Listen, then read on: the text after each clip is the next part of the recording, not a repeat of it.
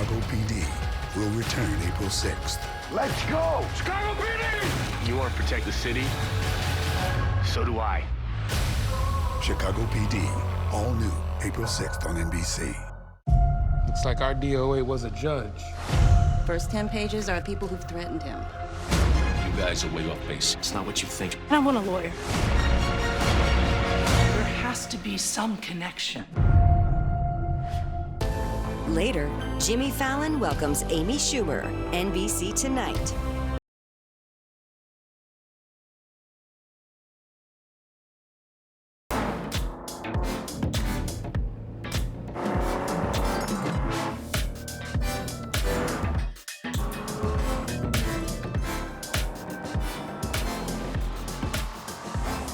The first ever Genesis GV70. Proud to be named Motor Trend's 2022 SUV of the Year. Why is homelessness out of control?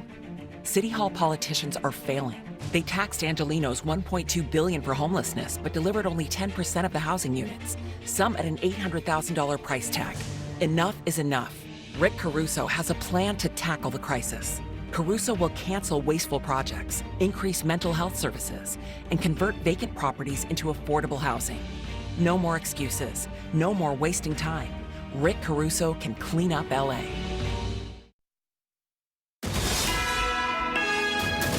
This is NBC4 News at 11. Now at 11, a passionate plea directly from the president of Ukraine. Tonight, he's appealing to President Biden, U.S. lawmakers, and Americans to step up involvement in the Russian invasion of Ukraine. Good evening, everyone. I'm Colleen Williams. And I'm Chuck Henry. We're also streaming live right now on Roku, Fire TV, and Apple TV. So let's get right over to Robert Kovacic, who has the latest from Ukraine, and that address to Congress by President Zelensky. Chuck and Colleen, this is just some of the video President Zelensky played for Congress showing the impact of the assault. Some lawmakers moved to tears during his emotional plea to help his homeland.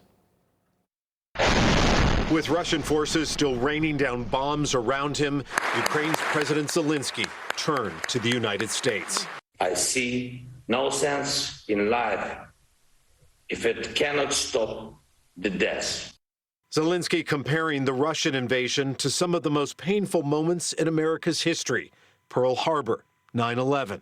Innocent people were attacked from air. Our country experiences the same every day. Even invoking Martin Luther King's I Have a Dream speech. Zelensky saying Ukraine has a need for a no-fly zone, which President Biden has already rejected, saying it could cause World War III. I need to protect our sky.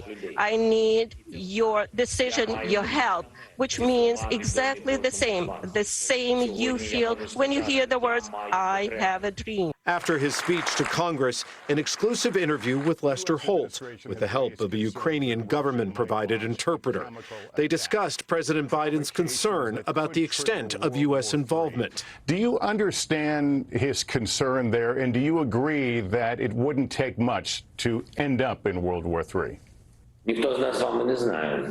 Well, nobody knows whether it may have already started, and what is the possibility of this war if Ukraine will fall. Today, President Biden declaring Putin a war criminal. I think he is a war criminal. And announcing $800 million in new military aid in Ukraine. It comes as Ukrainian officials say Russian forces bombed a theater used as a shelter in Mariupol and took over another hospital, locking in hundreds of civilians, doctors, and patients as human shields.